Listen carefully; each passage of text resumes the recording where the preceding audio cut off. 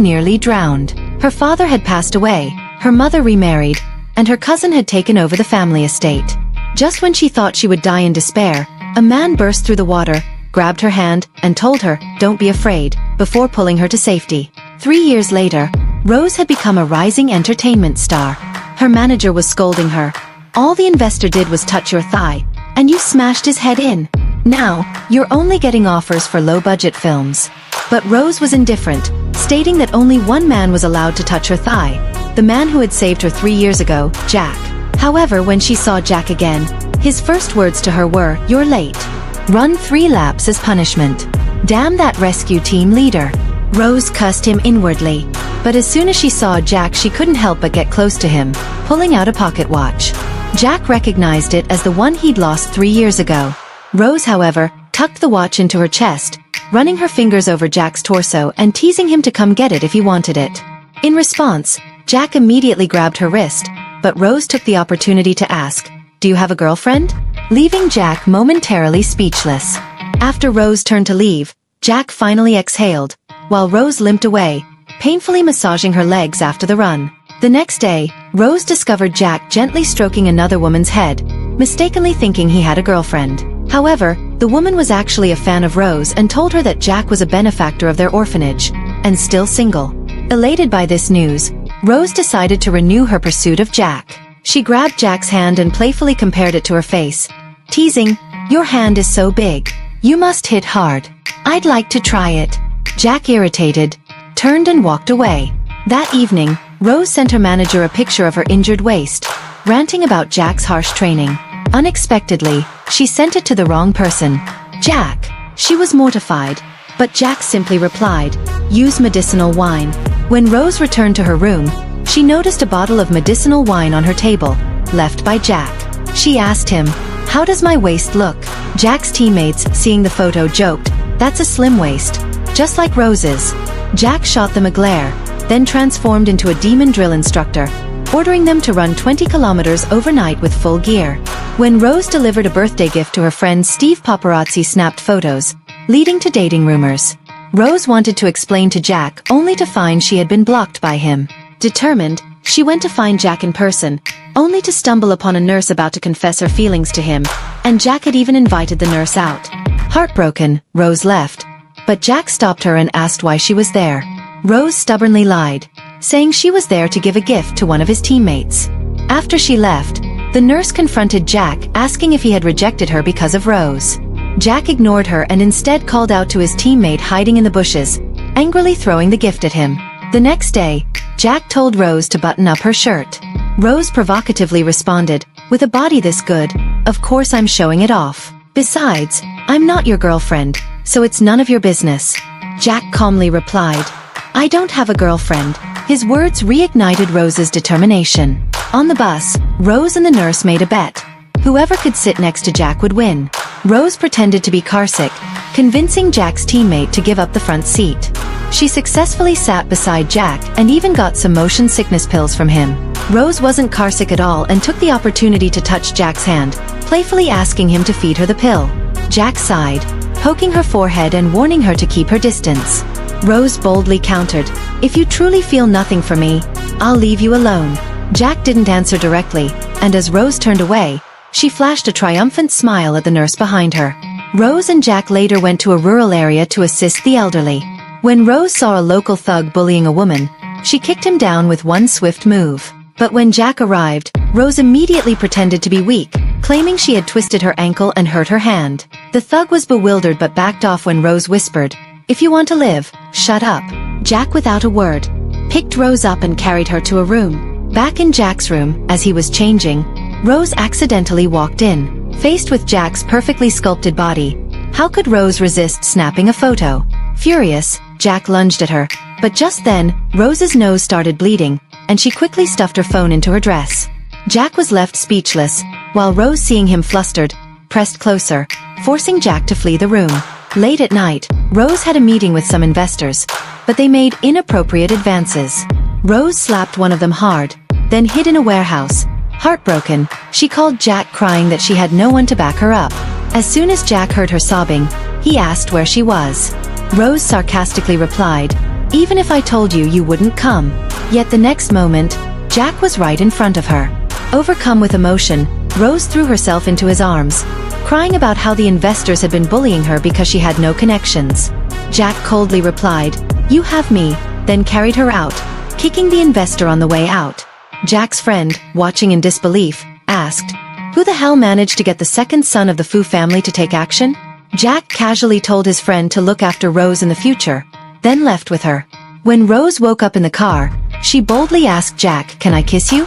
Jack bluntly refused. Unfazed, Rose pouted and said she was hungry.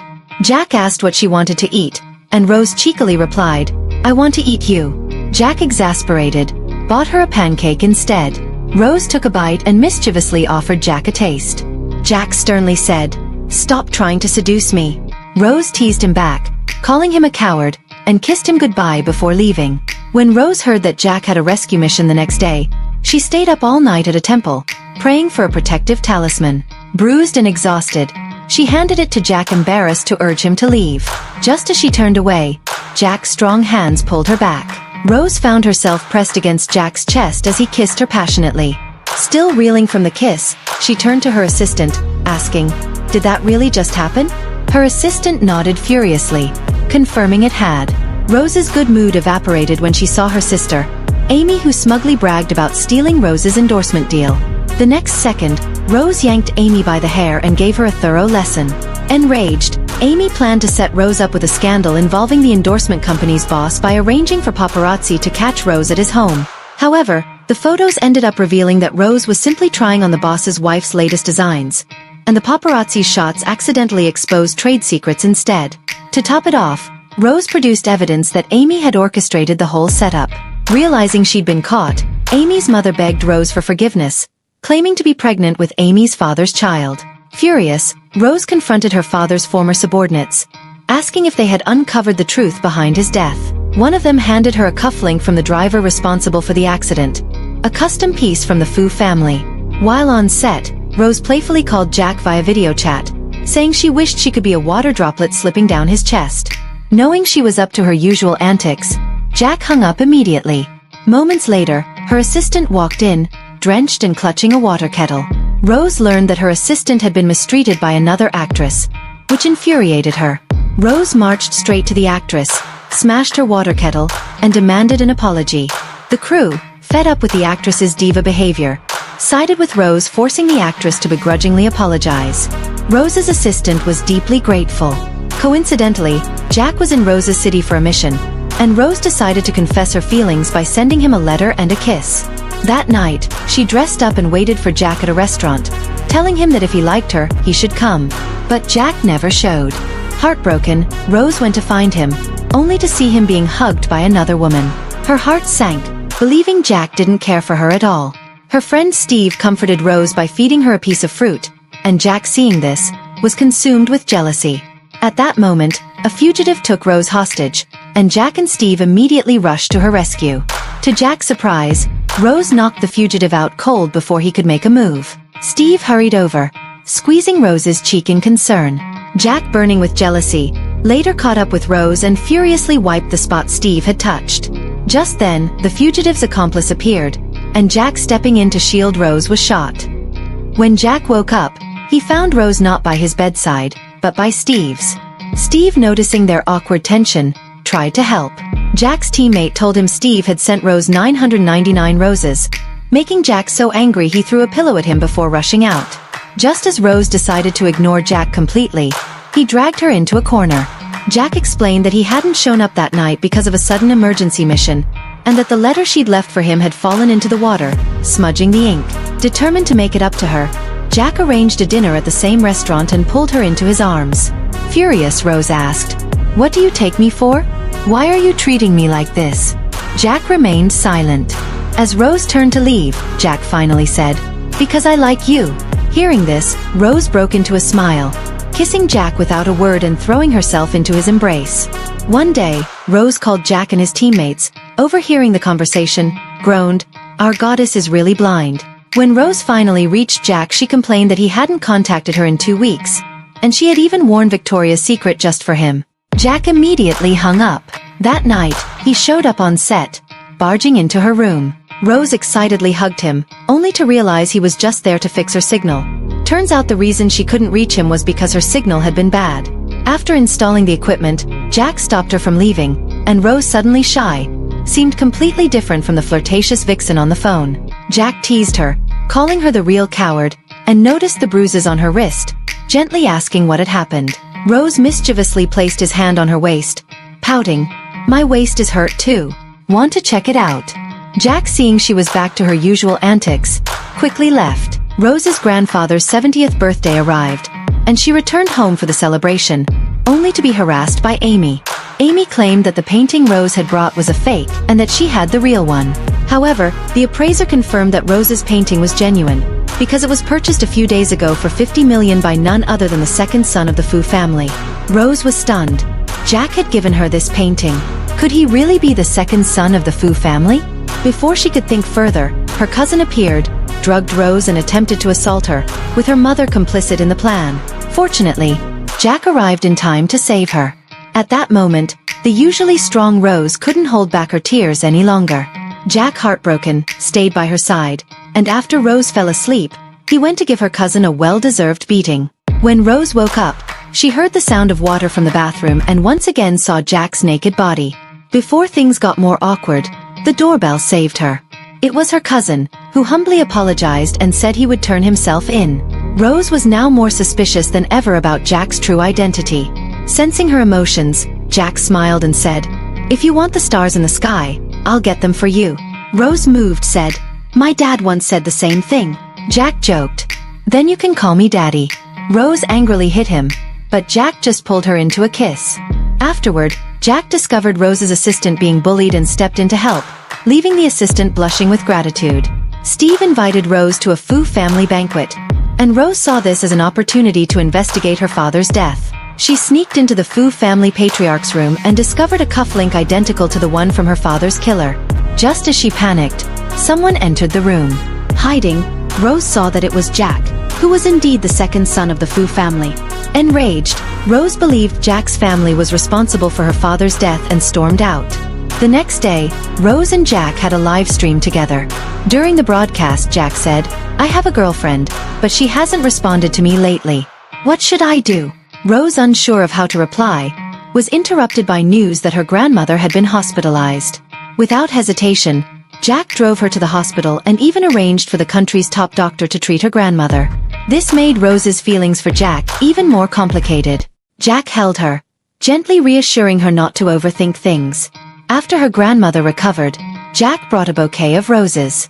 Rose coldly refused to accept them, but Jack casually said, "Don't flatter yourself," and gave the flowers to her grandmother, wishing her well. While her grandmother adored Jack, Rose found herself torn between love and hate, unable to reconcile her emotions. Jack, sensing this, quietly left. Soon after, there was news that a man had been in a car accident outside. Panicked, Rose ran out, only to find Jack safe and sound behind her. Furious, she hit him a few times, scolding him for playing such a cruel joke. In that moment, Rose realized just how important Jack was to her, and she decided to stop running from their relationship.